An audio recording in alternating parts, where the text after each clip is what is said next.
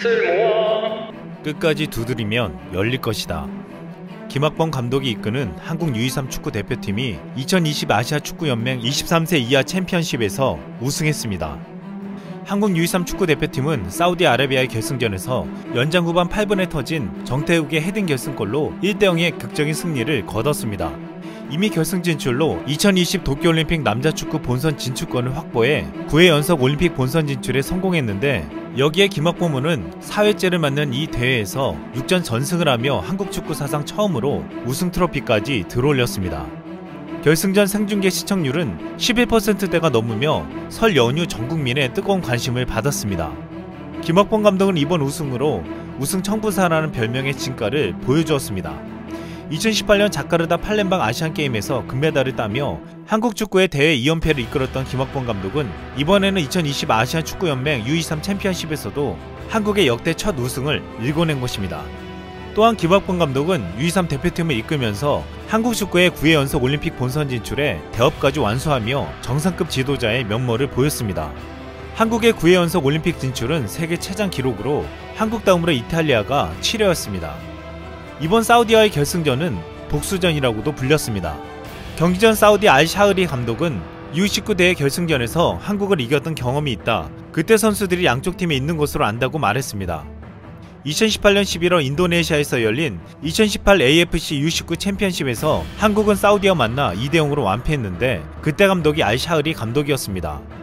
알샤흐리 감독은 당시 승리를 말하며 한국의 자존심을 긁었고, 한국의 대표 공격수 오세훈은 2등은 아무도 기억하지 않는다며 사우디의 복수를 다짐했습니다.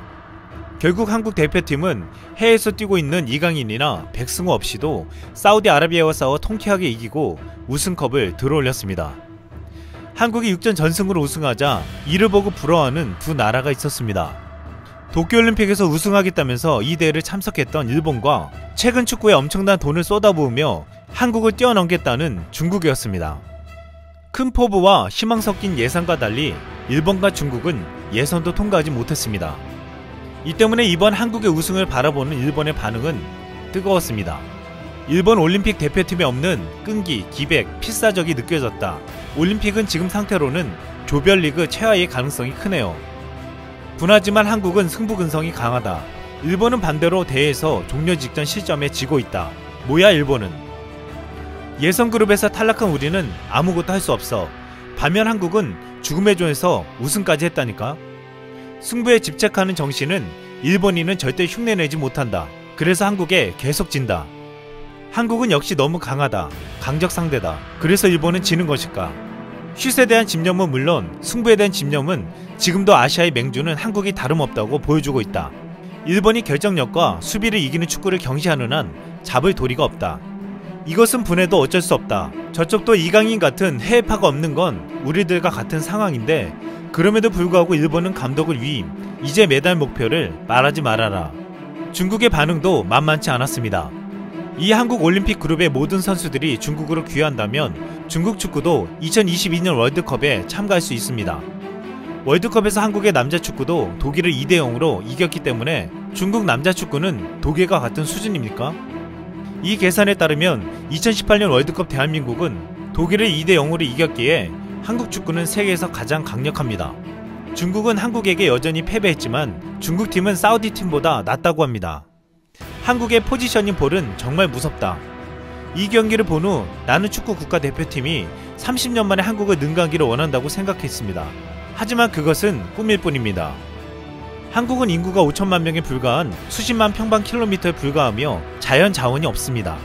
사람들은 기술, 제조, 경제 및 축구에서 큰 성과를 거두었습니다. 축하합니다. 여러분, 더 이상 병역은 없습니다. 일본과 중국의 네티즌들은 시기하면서도 부러움을 감추지 못했습니다. 우승의 기쁨을 만끽한 한국 선수단은 라커룸에서도 기념사진을 찍으며 기쁨을 나눴습니다. 김학범 감독은 경기 후 인터뷰에서 도쿄올림픽에서 최고 성적인 2012년 런던올림픽 동메달 그 이상을 목표로 하고 있다고 밝혔습니다. 그런데 우승의 기쁨은 잠시, 이제 선수들은 치열한 최종 엔트리 경쟁을 펼쳐야 합니다. 올림픽 최종 엔트리는 18명으로 이번 대회의 23명보다 5명이나 적습니다. 또한 올림픽과 아시안게임은 와일드카드로 24세 이상 선수를 3장 활용할 수 있습니다. 올림픽 출전 제한 연령인 23세가 넘는 선수를 3명까지 합류할 수 있다는 의미입니다. 김학범 감독은 2년 전 자카르타 팔렘방 아시안게임에서 손흥민, 황의조, 골키퍼 조현우를 와일드카드로 활용해 금메달을 거머쥐었습니다. 이번에도 와일드카드를 3장 모두 쓴다면 15자리를 두고 선수들이 경쟁해야 하는 것입니다. 이제 한국은 아시아 최강 우승팀으로 이번 도쿄올림픽에서 전세계 축구 강호들과 겨루게 될 예정입니다. 한국은 도쿄올림픽에서 아시아 호랑이의 면모를 전세계에 보여줄 것으로 기대되고 있습니다. 이상 쓸멍이었습니다.